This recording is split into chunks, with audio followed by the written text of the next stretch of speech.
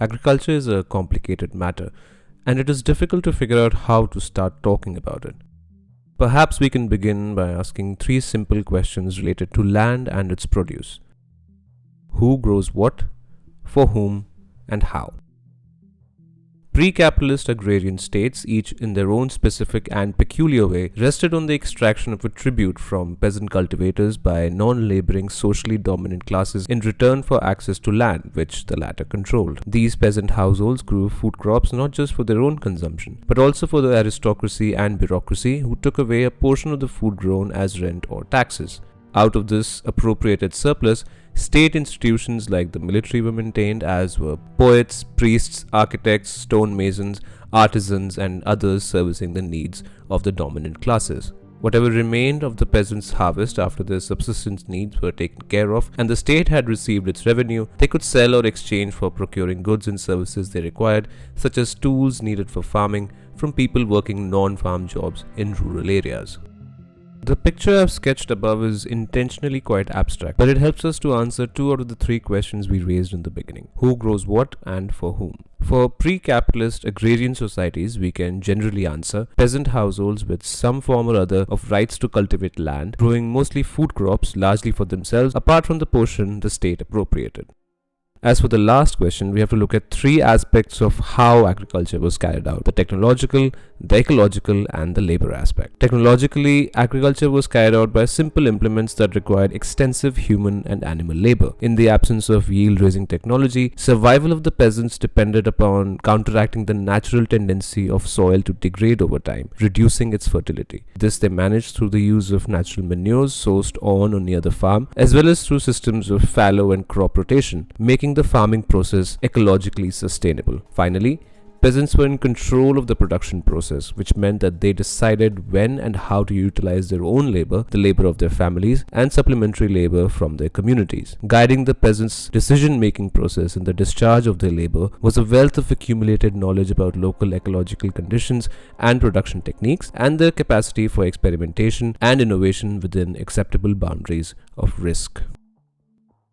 So far, we have not considered the impact of long-distance trade on the agrarian sector, but it was rather minimal for the vast majority of peasants who grew perishable food crops, as these could not be transported over long distances. Non-food crops that could be traded over long distances, either by land or sea, or used as raw materials, were grown in much smaller quantities than food crops, their production being determined in different places and at different times by the proximity of growing areas to rivers and ports, by the degree of development of pre-capitalist handicraft manufacturing that could process raw materials into finished goods, by the demand for luxury goods by dominant classes, by the extent of commercialization of the economy, and other factors. In any case, the influence of long-distance trade on what peasants grew and how they grew it was virtually non-existent.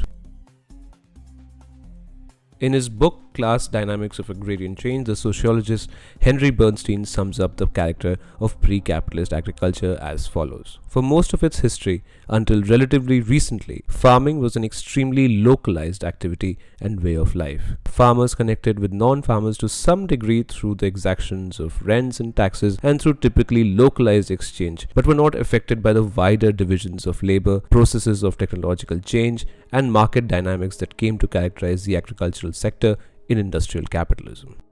The discovery and eventual colonization of the Caribbean islands and the Americas by Spain, Portugal, Britain, France, and the Netherlands from the year 1492 onwards marks the beginning of the transformation of agriculture from the localized subsistence-driven activity it had been for thousands of years to an activity deeply enmeshed in global market relations.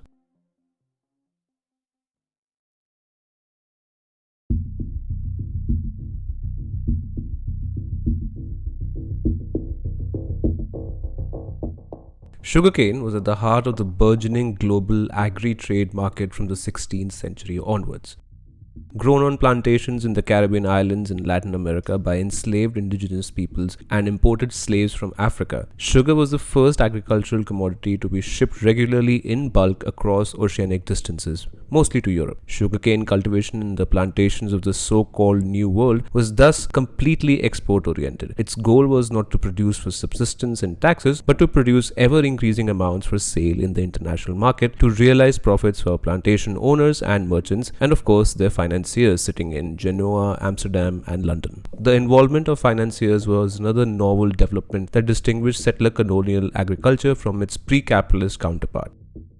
The latter did not require peasants to access large sums of capital to practice agriculture. Inputs like seeds and fertilizers were available on the farm itself. The tools and implements they used were procured locally through exchange, and any labor they required in addition to family labor was either paid in kind or, in the case of socially subordinate groups without access to land, not paid at all. Sugarcane cultivation in the colonies, in contrast, required massive amounts of capital to establish, operate, and maintain. Plantation owners needed to clear the forests and diverse natural habitats to make space for the cane fields. They needed to construct vast sugar mills close to the fields so the cane juice could be processed into sugar as soon as the cane was cut. They needed equipment for the mills to extract the juice, boil it, crystallize it into sugar, and then pack it in barrels. They needed massive quantities of timber to build the mills in residential complexes and firewood to boil the cane juice. They needed oxen and horses to work the cane crushing machines and for transporting cane from the field to mill and from mill to port, and most of all, they needed to buy slaves to perform all these tasks, from planting and cutting the cane to packing the sugar for shipping. Such technology and labor-intensive agriculture required a large capital outlay, which necessitated considerable financing through debt. The pressure of debt repayment and that of surviving in a competitive world market with its boom and bust cycles introduced a tendency towards overexploitation of both human beings and the environment. In Brazil, for example, the average sugar harvest cycle lasted for 300 days and the workday lasted 20 hours in horrid conditions that shocked observers. One Jesuit priest in 1627 wrote, "A sugar mill is hell and all the masters of them are damned." Unsurprisingly then, slave mortality was high. A large sugar mill employing around 200 slaves could lose between 10 to 20 slaves a year. But such ruthless exploitation persisted for centuries, not just because plantation owners were racist assholes, which they were, but because the market rewarded it. Harvest cycles in the Caribbean were much shorter than in Brazil. In 18th century Jamaica, it lasted on average 120 days, less than half the Brazilian cycle. Thus, soil and climatic conditions provided Brazilian plantations with a competitive edge over its rivals in cornering a larger share of the sugar trade. And between 1580 and 1680, Brazil was the largest producer and exporter of sugar in the world. So far, we have only described the quantitative intensity of labor exploitation, but there was a qualitative shift in the intensity of labor exploitation as well. This entailed the breaking up of the production process into several stages of varying complexity, assigning labor to each of these stages based on the skill level of the slaves, and then coordinating the entire labor force engaged in different tasks such that once the cane was cut, it was transported to the mill, crushed, boiled, and the cane syrup extracted within 48 hours, lest the juice go sour. The time constraint, the existence of a captive labor force with no recognized rights, and the compulsion to maximize production all contributed to making sugar production something of a prototype for industrial manufacturing, more than 200 years before the first industrial revolution took off in England in the second half of the 18th century. The anthropologist Sidney Mintz remarks, "The specialization by skill in jobs and the division of labor by age, gender, and condition into crews, shifts, and gangs, together with the stress upon punctuality and discipline, are features associated more with industry than with agriculture, at least in the 16th century." In Brazil, a pair of cane-cutting slaves were known as foice, which is the Portuguese word for a scythe. The identification of living human beings with the tool they use for the task assigned to them represents the complete subordination of labor in the production process, in which they are but a replaceable tool, having no agency, no say in when and how to work, and no control over the fruits of their labor. The colonists' assault on humanity was equaled and maybe even exceeded by their assault on the environment. Deforestation was a precondition for establishing sugarcane plantation, and continuous deforestation was the key to sustaining it over long periods of time. The forest provided timber, which was required for construction, and firewood, which was required to keep the furnaces going. As the forest receded, so did the space for local plants and animal species. Deforestation and accompanying species extinction drastically disturbed local ecologies, which obviously had adverse consequences for soil fertility. Environmental historian Jason Moore writes that in the British colony of Barbados, planters complained endlessly of declining crop yields, insects and vermin plagues, drought, barren soil, and rising costs. By 1685, yields on many sugar estates had declined by as much as one half. planters confronted falling yields with two strategies to maintain sugar output. First, they resorted to more extensive use of fertilizers, which resulted in more animals being brought in to provide manure, which led to more forests being cut down for grazing the animals, which caused even more soil erosion and hence a further reduction in soil fertility. The second strategy was to use more labor to counteract falling yields, which meant importing more slaves. In the case of 18th century Brazil, the number of slaves imported quadrupled over the previous century despite stagnating sugar production. With greater investment required to maintain production, plantation owners were under even more financial pressure, leading to even greater intensification of exploitation of land and labor, a vicious cycle which kept pushing the sugar frontier to seek out fresh, unexploited soils, leaving behind a trail of ecological destruction and human misery in its wake. Similar regimes of land and labor exploitations were prevalent in the cultivation of other New World plantation crops: tobacco, cotton, coffee, cocoa, among others. Thus, slaves were forced to produce commercial tropical crops for sale in the international market, using capital-intensive technology and inputs and highly regimented labor in ecologically destructive ways. This was an entirely novel method of practicing agriculture, in sharp contrast to anything existing under the tribute extraction system. But that is not the only significance of plantation agriculture. Not only did it make barbaric innovations in the scale and intensity of exploitation, but it also marked the beginning of an emerging international division of labor under which entire regions colonized by European powers were structured around producing a narrow range of tropical commodities that, and this is important, could not be produced in Europe due to its temperate climate. Thus, securing cheap supplies of these commodities was absolutely critical for industrializing Europe, be it sugar, the first mass consumption food, or cotton, which was the basis of the first industrial revolution.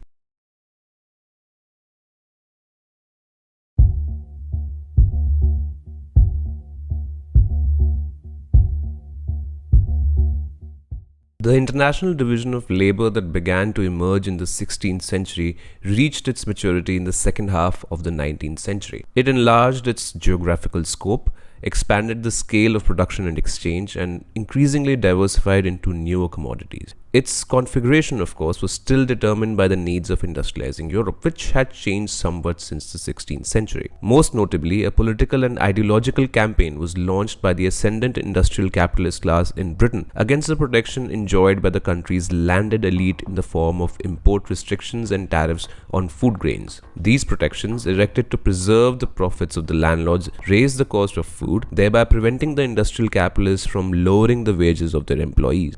The latter advocated for the revocation of these protections to take advantage of cheaper food grains available in the world market. This confrontation between two factions of the British ruling class culminated in the triumph of industrial capital and its ideology of free trade in 1846 with the repeal of the protectionist Corn Laws. As the rest of Europe too moved towards trade liberalization, there was a growing demand of imported food grains to feed industrializing Europe. This demand was in large part fulfilled by the politically independent settler colonies, most importantly the USA, but also Canada, Australia, Argentina, etc., where vast new areas of unexploited land far from the coast was violently appropriated from indigenous people to grow wheat and raise cattle. These would then be transported to ports using the newly laid railway lines, and from there across the Atlantic aboard the recently invented coal-powered steamships. Both technological advances enabling the transportation of perishable food crops over long distances, while the invention of the telegraph facilitated long-distance communication and the convergence of local prices with regional, national, and international prices.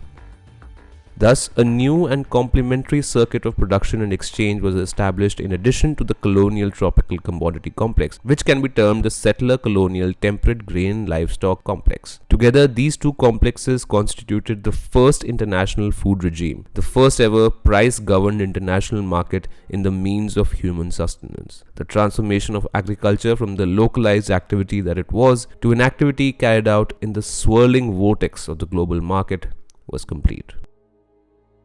One of the necessary conditions for the establishment of the first international food regime was an enormous increase in the supply of arable land as European settler colonies in the Americas, Southern Africa, Australia, and New Zealand violently appropriated and incorporated indigenous lands.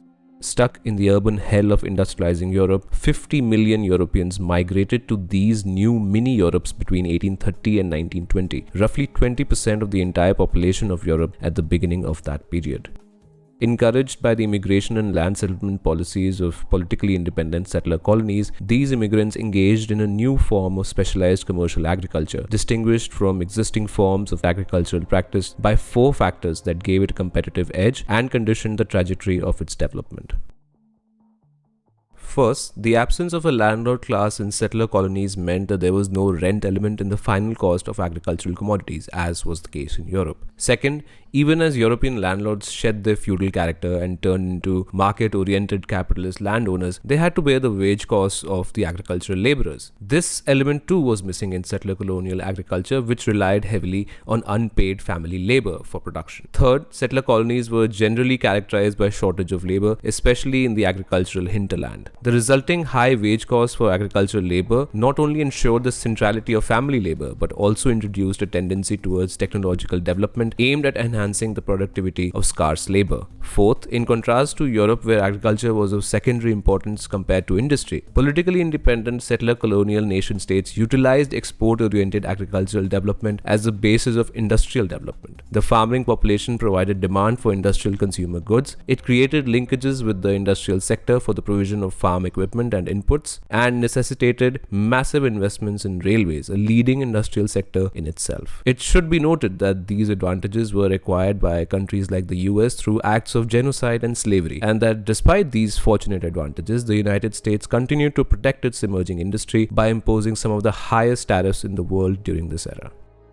Together, these four factors allowed settler colonial agriculture to outcompete European agriculture in wheat and meat, the new dietary staples of the European working classes, and in the process transform the colonized landscape, their national economies, and agriculture itself. Steel, an indispensable industrial creation, was the tool of this transformation. The manufacturing of steel was a key innovation in the rapid agricultural development of the temperate New Europes. In the late 19th century, steel plows manufactured in the USA by John Deere by the 1840s allowed farmers to tear through the thick matted grasses where iron could not. The steel plow released the rich soils underneath, allowing extensive monocultures on increasing scales and spurring major increases in per capita productivity. As the great grasslands were apportioned, fenced, and encased in the railway's steel grid, cattle displaced the native buffalo, and enhanced pasture and monoculture grains displaced native plant species.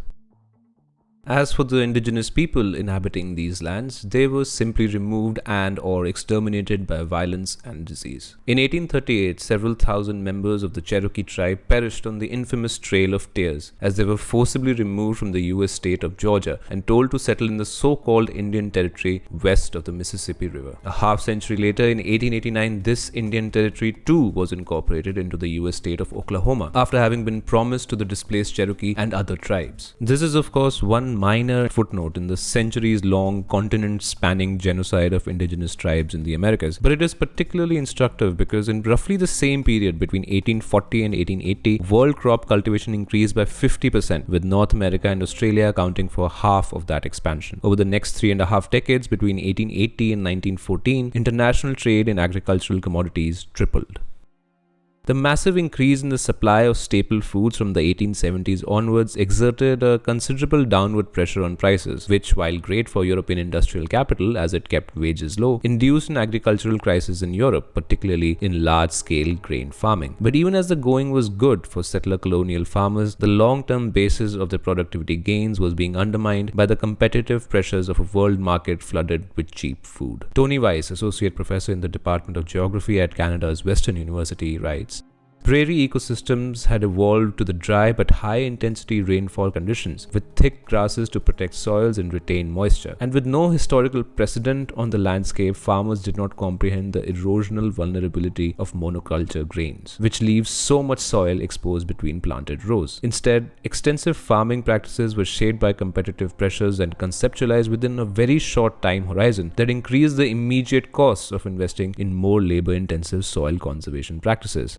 In other words, farmers were being systematically compelled to maximize yield and compete in the short term without due investment in the material basis of their productivity, soil fertility, meaning that they were effectively mining the soil over the long term as soil nutrients were used faster than they were replenished. The illusions of boundless fertility came to a crashing halt with the Dust Bowl in the 1930s as large areas of the dry US West were pushed to near ecological bankruptcy.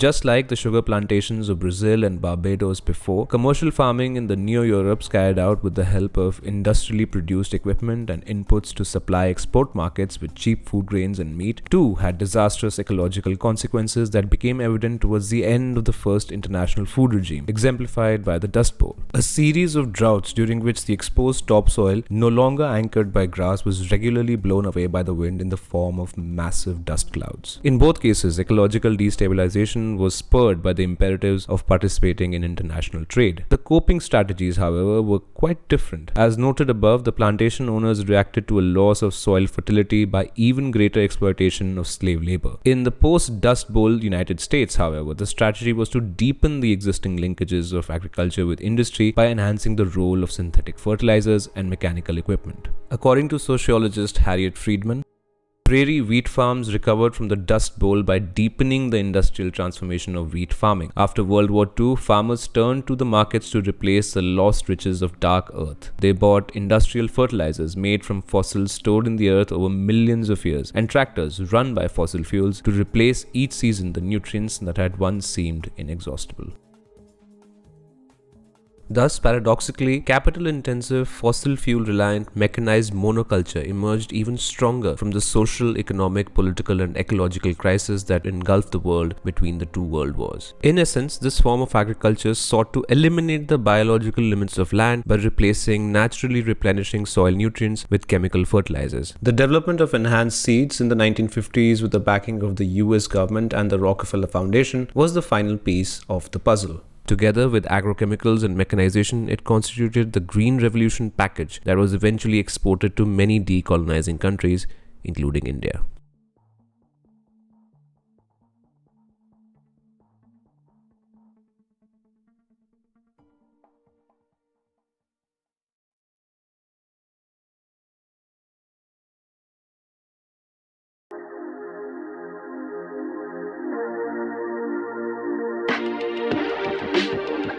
Hello, congratulations to the 10 people that made it to the end of the video. Great job. Okay, so if you're slightly confused by what you just saw and why you saw it, don't worry. I'm going to answer any doubts you might have. Yes, this video was supposed to be about India's agricultural crisis and the farm laws. No, we didn't talk about that at all because we'll do that in part 2, which will be out soon-ish. I know what you're thinking. Did I just spend 4 months making half a video? Yes. And you know what, frankly, if this high level of hard work, tireless dedication and unwavering focus is something you appreciate, you should head on down to my Patreon page and sign up to become a patron. And what will you get out of it, you ask? Nothing, actually. No exclusive patron-only content for now. If that doesn't sound like a good deal for you, you can simply make a one-time payment to support the channel on PayPal. And if you don't want to do either of those things, which I totally understand, like and share the video, and marvel at my amazing marketing skills for deciding to promote the Patreon at the end of a 30-minute video. Anyway, thanks for watching and see you soon-ish.